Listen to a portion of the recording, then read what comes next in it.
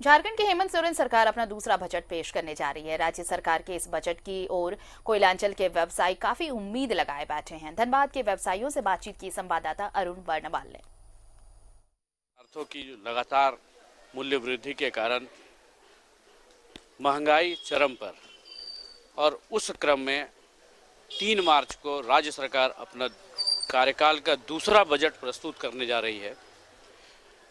वैसे स्थिति में झारखंड के लोगों को, व्यवसायियों को, आम जनता को बहुत कुछ अपेक्षाएं हैं। धनबाद के कुछ व्यापारी हैं, हालांकि बाजार क्या है वो तो दिख रहा है, व्यवसाय पूरी तरह से ठप के कगार पर है।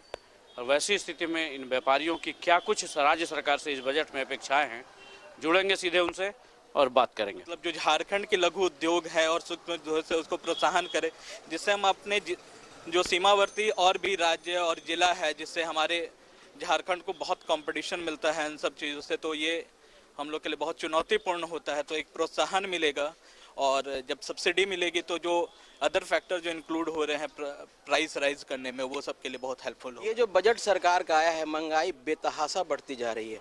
केंद्र सरकार ने क्या किया वो तो गुजरा हुआ वक्त हो गया, लेकिन राज्य सरकार का ये मामला है। देखिए, पेट्रोल डीजल की में जो वृद्धि है उससे आम जन जीवन पे बहुत बड़ा प्रभाव पड़ रहा है।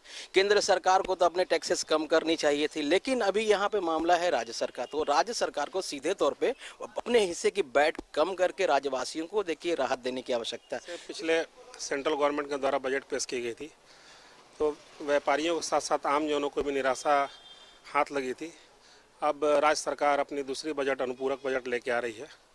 ये सही बात है, जिस तरह से पेट्रोल और डीजल की बेतहाशा मूल्य वृद्धि हो रही है और रुकने का नाम नहीं ले रहा है, कहाँ तक जाएगी पता नहीं है।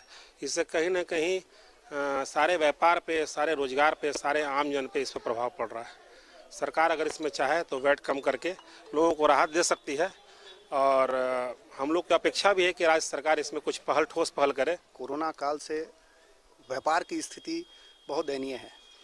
व्यापारी दुकान तो खोल रहे हैं, लेकिन किस तरह अपना खर्चा चला रहे हैं, अपने स्टाफ का पेमेंट कर रहे हैं, बिजली का पेमेंट कर रहे हैं, सारे खर्च करने के बाद हो सकता है वो नुकसान, हो सकता है कि नुकसान में ही है, फ़ायदे में तो है नहीं। राज्य सरकार का बजट दूसरा बजट है, तो हमारी तो यही अपेक्षा है कि राज्य सरकार, केंद्र सरकार से तो व्यापारियों को कुछ खास प्रोत्साहन ना मिला।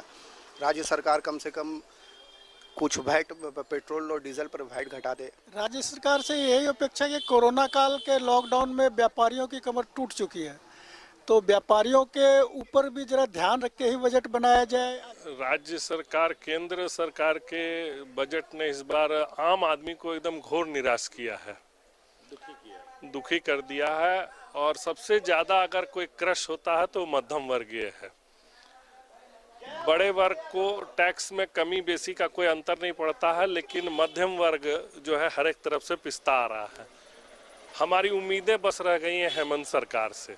हेमंत सोरेन सरकार से धनबाद के व्यवसायियों की यही गुहार है कि सबसे पहले वैट को कम करें और किसानों के आय को बढ़ाते हुए उनके उद्योगों को प्रोत्साहन दें, ताकि जो मरणासन स्थिति में जा रहा है जो व्यापार, उसमें नई जान मिल सके। न्यूज़ 11 भारत के लिए धनबाद से सहयोगी बंटी के साथ अरुण बर्नवाल और पेट्रोलियम।